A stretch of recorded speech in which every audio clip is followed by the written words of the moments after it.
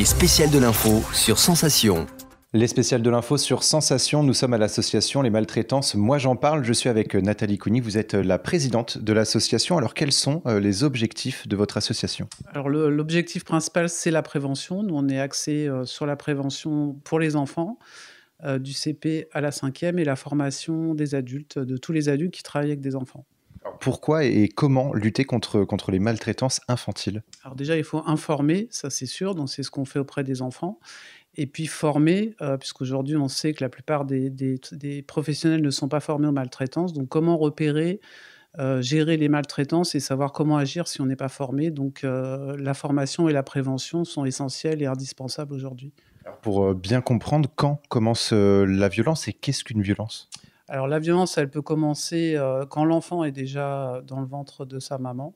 Si la mère, est maltraitée, après il peut y avoir d'autres, formes qui ne sont pas des violences, mais des états, on va dire, dépressifs, par exemple. Bon, l'enfant dans le ventre le perçoit aussi, parce qu'on sait que, notamment quand les mères sont pas bien, ça joue sur les émotions, le système des émotions de l'enfant. Donc l'enfant peut naître avec des atrophies des émotions déjà. Et puis après, elle commence, quand elle est avérée, physique, c'est ce qui se voit le plus, mais psychologique, sexuelle, les violences éducatives ordinaires, les bébés secoués, enfin voilà, il y a beaucoup trop de formes malheureusement de violence sur les enfants.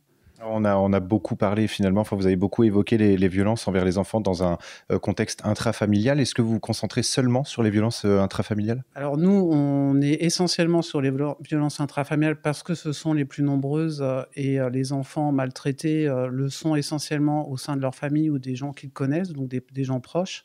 Mais on traite aussi du harcèlement et du cyberharcèlement avec les enfants. Mais c'est principalement les violences intrafamiliales dont on parle le moins en fait avec les enfants. Et avec de la prévention et de la sensibilisation dans les écoles, en quelques mots, pourquoi faire de la prévention dans les écoles ? Parce qu'on touche beaucoup d'enfants d'emblée. Donc on a ouvert cette année au CP-CE1 parce qu'on avait beaucoup de demandes des écoles.